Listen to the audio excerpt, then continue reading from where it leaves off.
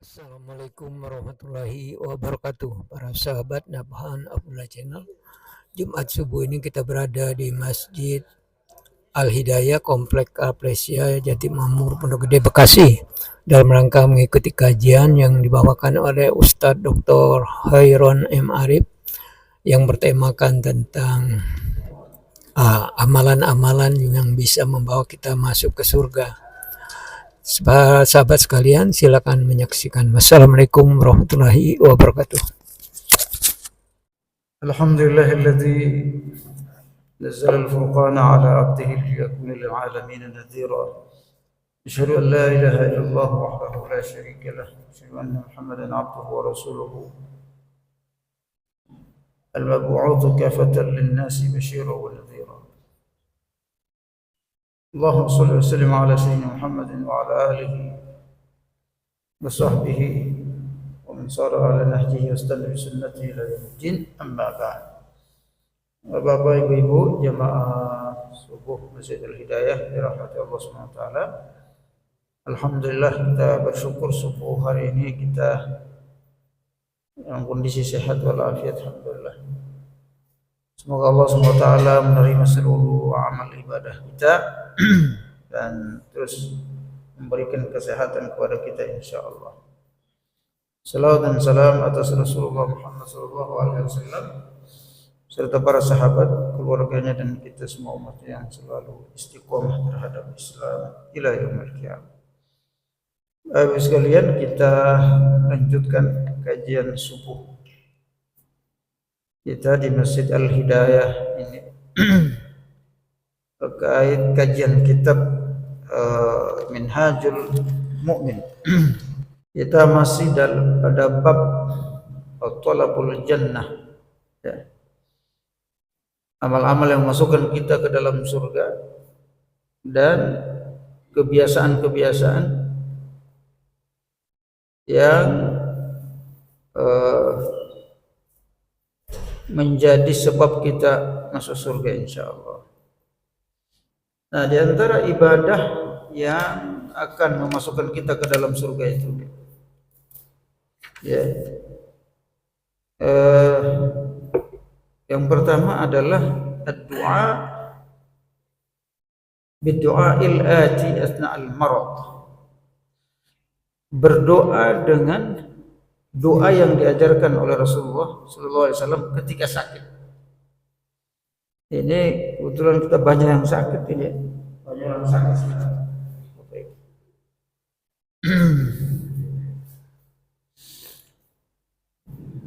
Nah, ketika kita berdoa dengan doa ini ketika sakit, itu dimasukkan oleh Allah Subhanahu wa taala kita ke dalam surga.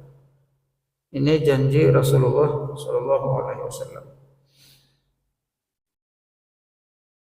Rasulullah SAW bersabda, "Man qala la ilaha illallah wallahu akbar saddaqahu rabbahu faqala la ilaha illa ana wa ana akbar wa idh qala la ilaha illallah wahdah qala yaqulullah la ilaha illa ana wahdi wa idh qala la ilaha illallah wahdah la syarika lah qala yaqulu sadaqa abdi la ilaha illa ana wahdi la syarika li wa ana wa idza qala la ilaha illallah wahdahu la syarika lah lahul mulku wa lahul hamdu qala yaqulu la ilaha illa ana liyal mulku wa liyal hamdu wa idza qala la ilaha illallah wa la hawla wa la quwwata illa billah qala la ilaha illa ana wa la hawla wa la quwwata illa bi wa kana yaqulu man qalaha fi maradihi thumma mata lam tut'imhu an-nar. Rawahu Tirmidzi wa Ibn Hibban wal Hakim. Rasulullah SAW bersabda, siapa yang mengucapkan la ilaha illallah Allahu akbar, maka Allah Subhanahu wa taala membalas ucapannya, engkau benar. tidak ada Tuhan selain aku dan akulah yang maha besar. Kalau kita berkata mengucapkan la ilaha illallah wahdahu la syarikalah, Allah itu jawab, tidak ada Tuhan selain aku dan kecuali aku. Ya. Wa idz qala la ilaha illallah wahdahu la syarikalah, dua ya. Lalu Allah akan menjawab, sadaqa abdi la ilaha illa ana wahdi la syarikalah. Benar hambaku, kata Allah, tidak ada Tuhan selain aku, lalu kemudian tidak ada sekutu bagi aku, dan seterusnya ya. La haula wala quwata la ilaha illallah. Jadi kita kalau sakit baca la ilaha illallah, Allahu akbar, la ilaha illallah wahdah, la ilaha illallah wahdahu la syarikalah. Ya, la ilaha illallah wahdahu la syarikalah, lahul mulku wa lahul hamd, la ilaha illallah wa la hawla wa la quwata illa billah. Ya. Jadi kalau sakit la ilaha illallah, lalu kemudian disambung lagi la ilaha illallah Allahu akbar, la ilaha illallah wahdah, ya, la ilaha illallah wahdahu la syarikalah, disambung lagi dengan syarikalah. Ya, kemudian la ilaha illallah wahdahu la syarikalah, lahul mulku wa lahul hamdu. Lalu kemudian la ilaha illallah wa la haula wa la quwwata illa billah. Siapa yang mengucapkan ini, kata Allah, kata Rasulullah, ketika dia sakit dan misalnya meninggal dunia dalam sakitnya itu, maka dia tidak akan pernah disentuh oleh api neraka jahanam. Masya Allah sekalian, sakit kita itu ada yang menyebabkan masuk surga, ada yang menyebabkan masuk neraka. Nah, kalau orang beriman itu sakitnya itu biasanya menyuci dosanya. Ya, orang sakit itu, orang beriman itu kalau sakit menyuci dosanya sehingga tidak disiksa lagi di akhirat. Ada yang sakit misalnya sakitnya parah di dunia, nah biasanya di akhirat dia bebas insyaallah dari azab neraka jahanam. Ini hadisnya sahih Bapak Ibu. Di dalam beberapa hadis yang lain Rasulullah SAW menjelaskan bahwa orang yang sakit itu adalah orang yang disayang oleh Allah. Jadi ada orang sakit dulu baru meninggal, itu disayang sama Allah. Kenapa disayang? Ya, dia diberi kesempatan untuk bertobat, istighfar, ingat dosa-dosanya, daripada meninggal tiba-tiba. Di dalam hadis yang lain Nabi bersabda, al-mabtulu dakhala al-jannah. Orang menderita sakit perut kalau meninggal masuk surga. Perut di sini banyak ya, sekalian bisa liver, bisa pokoknya sakit sekitar perut. Kalau dia meninggal masuk surga. Luar biasa jaminan Rasulullah Sallallahu Alaihi Wasallam kepada orang sakit. Nah, ini yang kedua adalah yang membuat kita masuk surga, menyebabkan kita masuk surga, yaitu karakter. Kalau kemarin itu kebiasaan hidup, habit. Nah, kalau ini karakter dan habit ya. Karakter yang kedua adalah as-sabru 'alal bala fin nafsi wal waladi wal mal. Bersabar atas cobaan Allah. Bersabar atas musibah, baik di dalam terkait dengan jiwa, anak maupun harta. nggak punya anak Bapak Ibu, sabar masuk surga. Banyak anak, sabar masuk surga. Anak meninggal, sabar masuk surga. Hadisnya kemarin sudah kita baca. Wal mal, dan bersabar atas harta. Banyak duit tapi tetap soleh, tetap khusyuk sholatnya, tetap ke masjid. Banyak duit, banyak aset, tapi tidak lalai, terus ibadah, masuk surga. Itu sabar namanya, sabar terhadap duitnya. Berinfak dengan duitnya. Kalau para sahabat tabi'in itu, para salafus soleh, Bapak Ibu, kalau kaya itu tujuannya satu saja, bisa berinfak. Tujuannya begitu. Kalau orang salafus soleh itu kaya, bisa berinfak. Jadi kalau nggak punya apa-apa, mau infakin apa? Makanya mereka minta kaya, ya Allah, biar kami berinfak untuk hamba-Mu. Kalau zaman kita ini, kalau kaya beda-beda itu tujuan. Makanya para sahabat yang kaya itu, Bapak Ibu, yang saya sampaikan kayak Utsman bin Affan, Abdurrahman bin Auf. Kalau ada keperluan Islam, jadi bukan keperluan satu dua orang, keperluan Islam, Pak. Agama yang dia biayai. Misalnya Rasulullah SAW menginginkan kita akan menghadapi musuh besar misalnya. Ya, ini perang berarti perang besar. Siapa yang mau nanggung? Itu sahabat langsung kata, saya langsung itu ngajukan diri saya. Dibutuhkan berapa Rasul? Masya Allah ya. Dan Nabi yang mendoakan mereka kaya itu Nabi. Nabi pernah mendoakan Abdurrahman bin Auf, ya Allah, berikan rizki kepada Abdurrahman bin Auf, dagangan Abdurrahman bin Auf, berikan dia keuntungan, ya.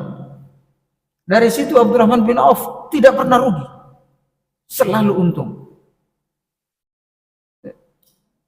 Sampai-sampai dia, Abdurrahman bin Auf itu rindu gimana caranya rugi. Dia penasaran rugi itu gimana sih, sampai nggak pernah rugi dia, karena sakingnya nggak pernah rugi.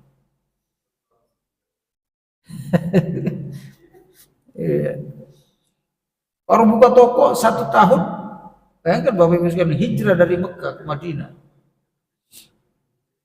Madinah itu ekonominya dikuasai oleh orang Yahudi, suku Hajrat, Aus, Qainuqa dan seterusnya. Ketika hijrah di Madinah, nggak ada aset orang Islam di situ, karena baru masuk Islam sebagian orang. Ketika hijrah ke Madinah, setahun semua pasar di Madinah itu dikuasai oleh Abdurrahman bin Auf. Jadi semua aset ekonomi di situ dikuasai sama Abdurrahman dalam 1 tahun. Saya lapor kepada Rasulullah, ya Rasulullah, semua pasar di Madinah sekarang ini alhamdulillah sudah menjadi milik saya. Senang Rasulullah SAW. Itulah yang membiayai seluruh biaya dakwah Nabi Muhammad SAW. Nah, memang tujuannya untuk membiayai dakwah kalau kaya itu. Nah, orang yang begini ini yang masuk surga Bapak Ibu sekalian. Qala Rasulullah SAW, ayun nas asyaddu bala'an. Rasulullah SAW bersabda, tahu nggak kalian siapa manusia yang paling besar cobaannya? Beliau bersabda, al-anbiya'u tsummal amsal fal amsal yubtala ar-rajulu ala hasbi dinihi fa in kana dinuhu salaban istadda bila bala'u wa in kana fi dinihi riqqatan ibtalahu Allahu ala hasbi dini fama yubrihul bala'ul bil 'abdi hatta yamshi 'alal ardi wa ma 'alaihi khati'ah. Orang yang paling dahsyat cobaannya itu nabi. Baru kemudian level-level berikutnya, baru sahabat, tabi'in, tabi salafus saleh seterusnya. Fal amsal.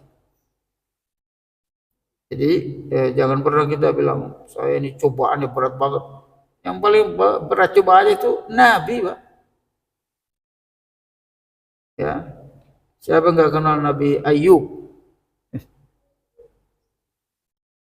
Sakit habis badan. Gak ada dia ngeluh.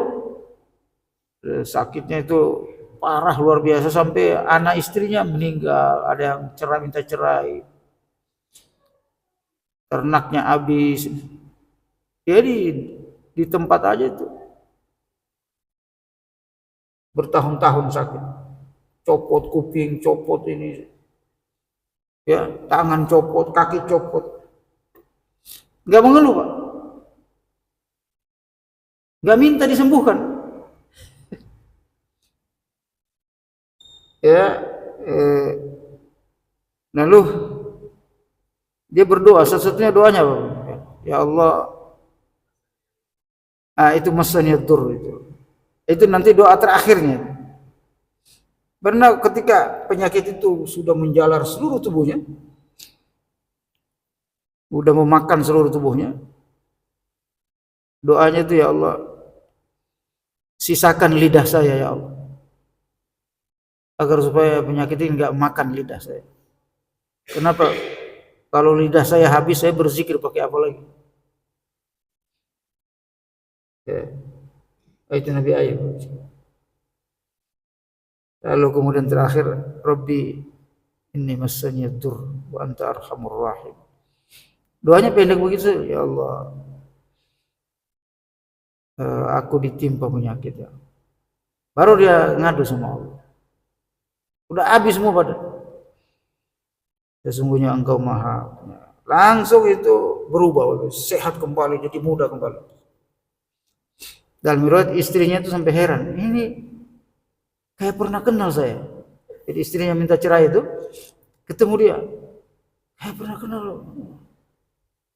Waktu muda dulu gitu. Waktu suami saya waktu muda, zaman muda itu kayak seperti ini mukanya. Tapi begitu istrinya. Apa kata Nabi Ayub? Suaminya memang siapa, Bu?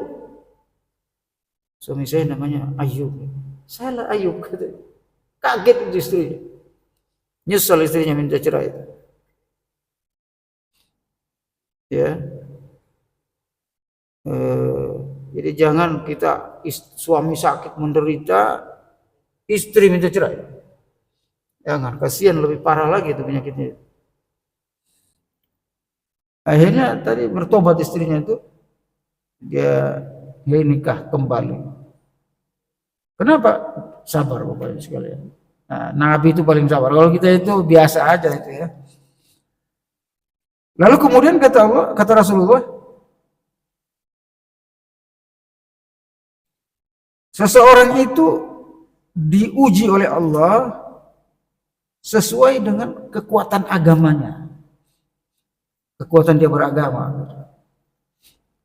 Jadi ulama itu pasti besar ujiannya daripada kita yang bukan ulama. Ulama yang sesungguhnya ya, pasti ujiannya berat. Kalau dia beragama itu kuat, ujiannya juga kuat. Ya. Angin berhembus itu tergantung pohonnya. Makin tinggi pohon, makin kencang angin. Begitu juga kita beriman. Kalau dia beragama itu tidak terlalu kencang, enggak kencang juga cobaannya. Ya. Fama yubrihul bala'u bil 'abdi hatta yamshi 'alal ard wa ma 'alaihi khati'ah. seorang hamba kalau menghadapi cobaan itu, bala itu, ujian itu dia sabar, maka dia berjalan di atas bumi tanpa dosa sama sekali. Jadi kalau kita diuji Bapak Ibu sekalian, lalu kita sabar terhadap ujian itu, hilang semua dosa-dosa. Nah, ini hadisnya riwayat Tirmizi juga, hadis sahih. Ya, uji sakit, uji macam-macam ada saja. Ya. Karena ujian itu Bapak Ibu sekalian niscaya dia, pasti nggak mungkin gak diuji. Rasulullah SAW bersabda, Innallaha idza ahabba 'abdan ibtalah. Sesungguhnya Allah itu apabila mencintai hamba, pasti dia uji. Ya. Jadi kalau hamba kita kalau sudah dicintai oleh Allah, pasti diuji, Pak. Makanya kalau kita nggak ada cobaan hidup ini, tanda tanya, kita dicintai oleh Allah atau enggak ya? Hidupnya nyaman-nyaman aja, gak ada masalah. Ya.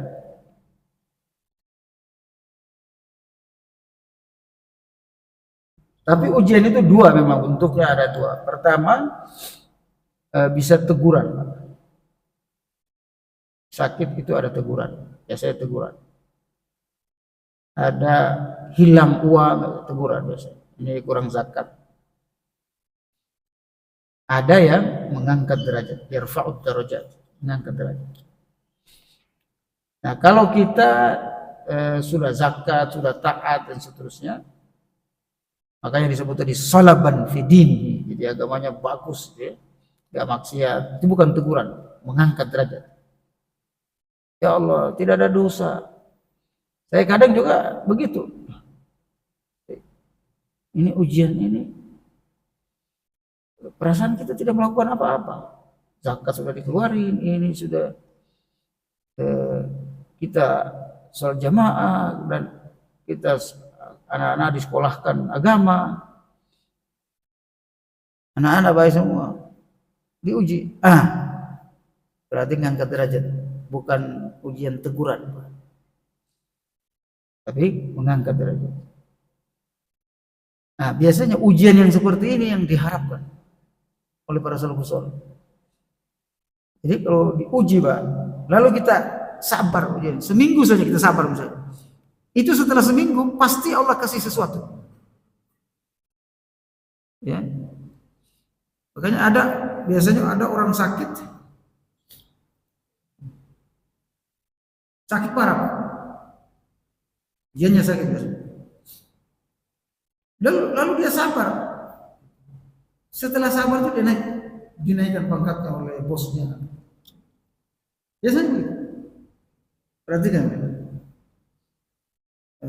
Saya pengalaman itu satu kali diuji oleh Allah SWT dengan sakit yang luar biasa di waktu ambil S3 di Mesir. Saya lagi menulis disertasi saya itu setebal ini, dalam bahasa Arab. Nah, karena saya pingin pulang ke Indonesia itu, karena nggak bawa keluarga waktu itu selama ambil doktor S2 bawa keluarga. Saya nulis 12 sampai 14 jam sehari nulis. Terus disertasi. Saya baca kitab itu 12 kitab per hari. Jadi 12 kitab begini. Per hari saya baca untuk menyelesaikan disertasi. Berat disertasi saya. Kena penyakit saya, Pak. Namanya apa? Flu tulang belakang. Gak bisa jalan. Itu berwudu itu ngerangkai selama hampir 3 bulan. Diusir, nggak ada keluarga sendiri tinggal. Untung ada murid saya itu yang kuliah juga di sana. yang bantukan masak apa segala. Tinggal di apartemen sendiri.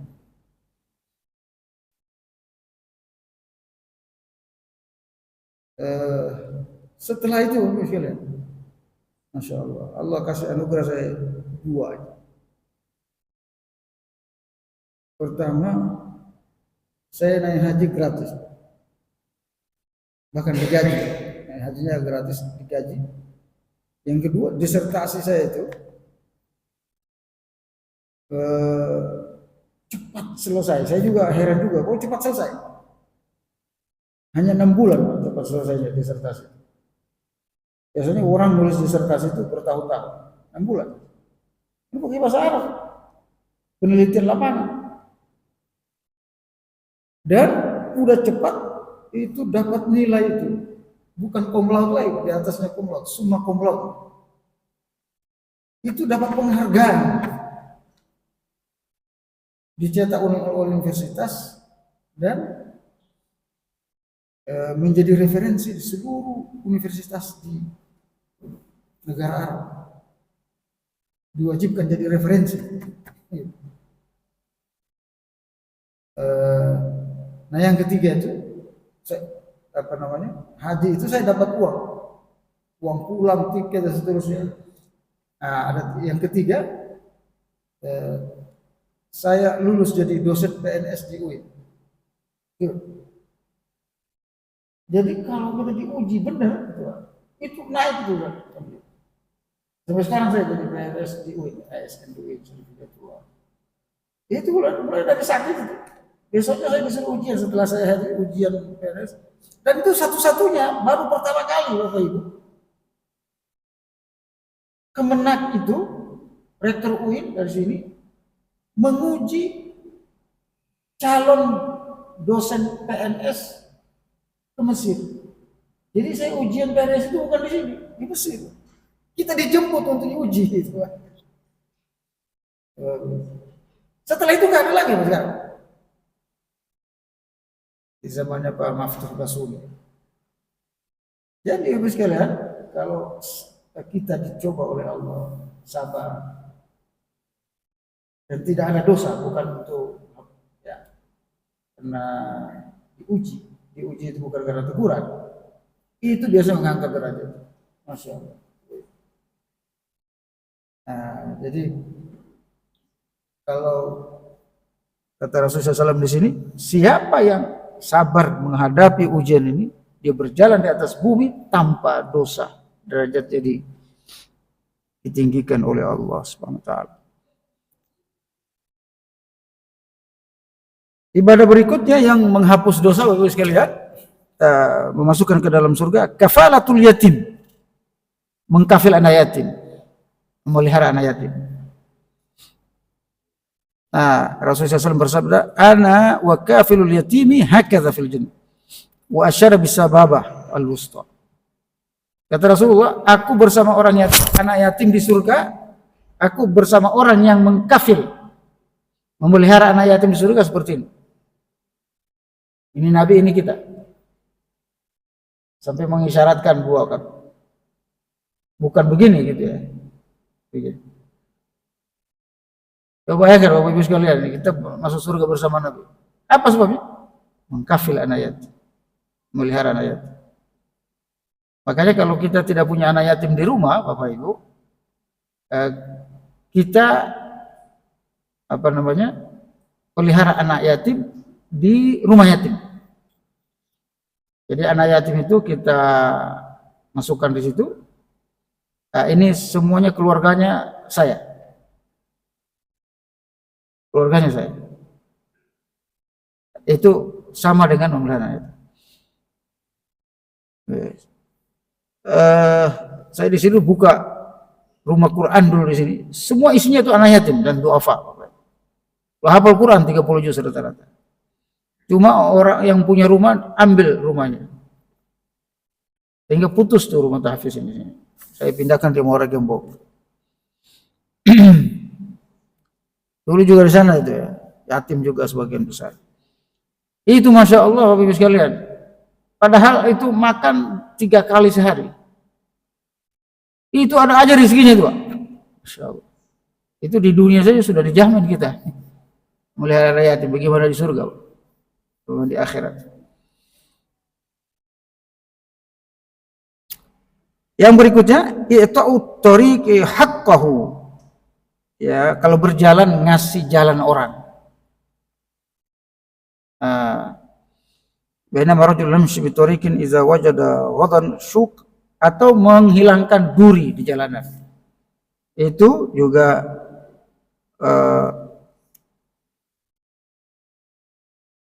menghapus dosa dan memasukkan ke dalam surga.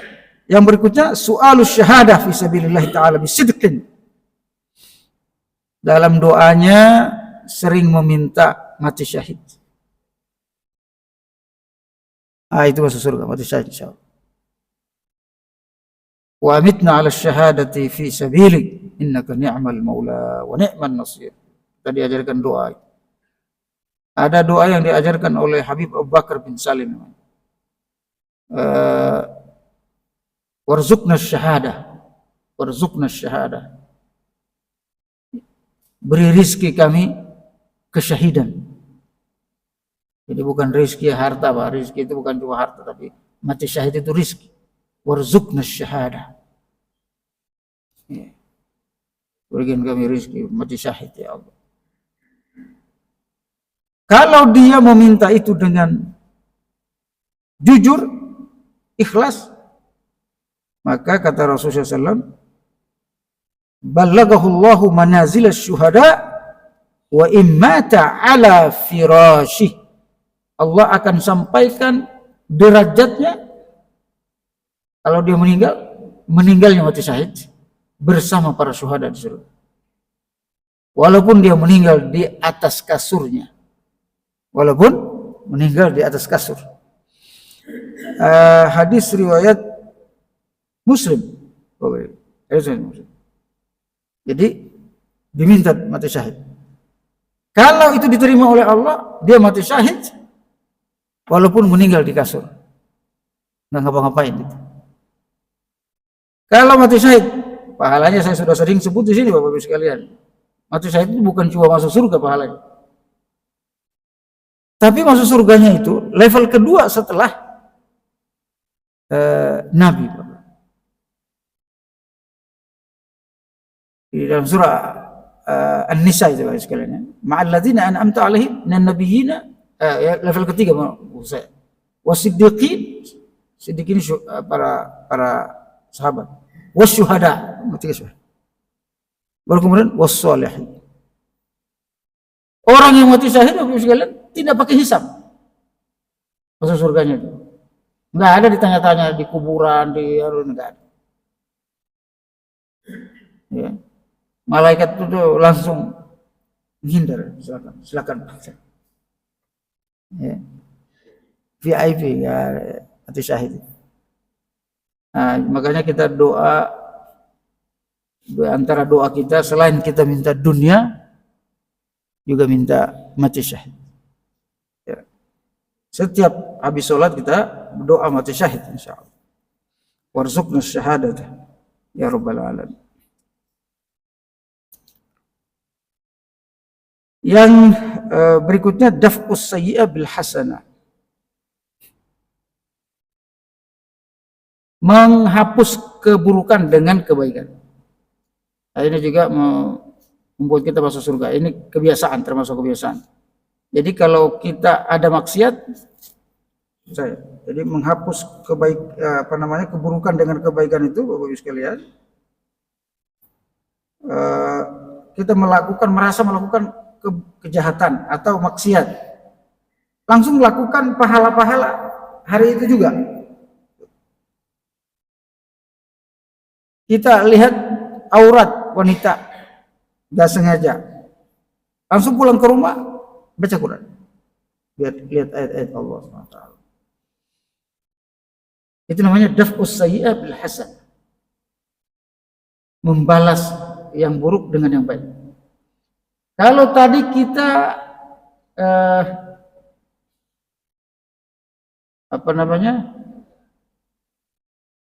sholatnya telat, ya, sholatnya telat di masjid. Lakukan baca Quran yang banyak atau sholat sunnah yang banyak. Itu menutupi kekurangan. Jangan dibiarkan saja, udah biarin aja, udah memang nggak bisa. Jadi ditutupi dengan namanya dafsus sayyi'ah bil hasanah. Para sahabat itu biasa begitu, Bapak Ibu. Umar bin Khattab habis zuhur dia lihat kebunnya, ya, kan panas mungkin ya, nggak ada AC zaman dulu, dia masuk ke kebun kurma di Madinah. Dia punya kebun kurma di Madinah. Masuk di dalam, lihat-lihat anggur, kurma itu ya. Telat sholat asar. Pulang orang udah selesai sholat asar. Nyeselnya dia minta ampun. Lalu dia datang, ya Rasul, tadi saya telat sholat asar. Kenapa? Karena saya ke kebun tadi lihat-lihat lupa jam, nggak ada jam waktu itu. Ternyata udah selesai sholat. Lalu apa? Kata Rasulullah, kamu balas apa? Itu kan keburukan. Kata Umar bin Khattab, kebun yang membuat saya lalai tadi, saya jual ya, untuk anak yatim dan fakir miskin. Membalasnya itu kayak gitu, Bapak Ibu. Ada namanya Talha bin Ubaidillah, termasuk sahabat yang dijamin masuk surga. Lagi sholat, ada burung lewat, burung perpati gitu, tapi warna putih burung itu. Sempat dia nengok, nggak khusyuk gitu lihat burung itu. Lalu dia merasa bersalah, dia datang kepada Rasul, ya Rasul, sehari ini saya lagi sholat lihat burung merpati ya saya nggak khusyuk sholat, terganggu. Saya akan membebaskan dua budak. Membebaskan perbudakan dua orang. Bayangkan kalau satu budak itu 1 miliar, Pak. Membebaskan budak itu bukan mahal. 2 budak hanya karena melihat burung. Nah, begitu mereka, itu namanya daf'us sayyi'ah bil hasanah. Ini dalam Al-Quran Bapak sekalian ya. Innal hasanat yuzhibnas sayyi'at. Karena kebaikan-kebaikan itu menghapus keburukan yang kita lakukan. Surat Hud ayat 114 ya. Yang ke berikutnya salatul duha. Ini ibadah yang memasukkan ke dalam surga, termasuk salat duha. Ya, rakaatnya 4, 6, genap ya, maksimal sampai 12. 2 minimal, 12 maksimal. Yang ke 129, 128. Birrul khasatan. Fokus berbuat baik kepada ibu. Khususnya ibu. Berbuat baik kepada orang tua semuanya, tapi fokus ke ibunya. Lebih dominan ke ibu. Ini juga menjamin masuk surga. Ilzam rijliha fasammil jannah.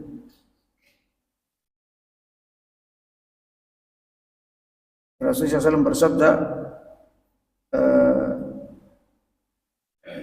lazimkan atau tetap berbuat baik kepada ibu, cium kakinya, rijliha, ini dalil orang yang cium kaki ibu, maka di dalam kakinya itu ada surga. Masya Allah. Yang terakhir Bapak Ibu sekalian, ittiba Ramadan bisyami sittata min Syawal. Puasa Syawal 6 hari setelah Ramadan ini akan menjamin kita masuk surga sesuai dengan hadis riwayat Bukhari Muslim.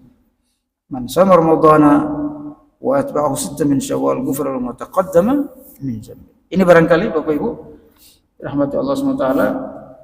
Semoga kita bisa melakukan ibadah-ibadah dan kebiasaan ini agar supaya kita dimasukkan ke dalam surga. Tujuan kita masuk Islam ini untuk masuk surga. Ya. Jadi fokus tujuan kita masuk Islam untuk masuk surga, bukan untuk yang lain. Ada hadis Nabi Shallallahu Alaihi Wasallam yang menjelaskan bahwa siapa yang keluar dari rumahnya untuk mencari nafkah lalu meninggal di jalan, mati syahid. Siapa keluar dari rumahnya untuk menuntut ilmu, meninggal, mati syahid. Pergi kuliah, pergi ke kampus, menuntut ilmu di luar negeri, meninggal di sana, mati syahid. Bahkan siapa yang tenggelam di laut, ada hadisnya itu, tenggelam di laut, jatuh dari pesawat, ya, kesandung batu di jalanan, mati syahid. Tergantung tujuan kita melakukan perjalanan itu, di mana kita ada. Ya, menuju masjid, mati syahid. Ya, Masya Allah. Makanya banyak orang menginginkan meninggalnya itu habis sholat subuh, hari Jumat begini, meninggal di masjid, mati syahid. Baik. Tapi udah siap belum? Ya. Jadi banyak cara mati syahid itu, walaupun pahalanya beda-beda, tapi tetap disebut mati syahid. Jadi mati syahid itu satu bentuk, satu paket masuk surga yang banyak itunya, banyak levelnya gitu. Nah, yang paling tinggi itu berperang di medan perang melawan musuh, ya, dengan hartanya, dengan nyawanya di sana berjihad, ya, mati syahidnya tinggi sekali. Ya, semoga kita insya Allah bisa mendapatkan mati syahid dalam kehidupan kita. Yang penting kita minta. Tadi hadisnya itu penting, Pak. Kita minta bisidqin, mintanya itu dengan jujur, dengan ikhlas, serius. Insya Allah mati syahid. Walaupun meninggal di kasurnya. Ada lagi Bapak Ibu? Kalau nggak ada, kita cukupkan sampai di sini. Terima kasih atas perhatiannya. Kita tutup dengan doa kafaratul majlis. Subhanakallahumma bihamdika asyhadu an la ilaha illa anta astaghfiruka wa atubu ilaik. Terima kasih atas perhatiannya. Assalamualaikum warahmatullahi wabarakatuh.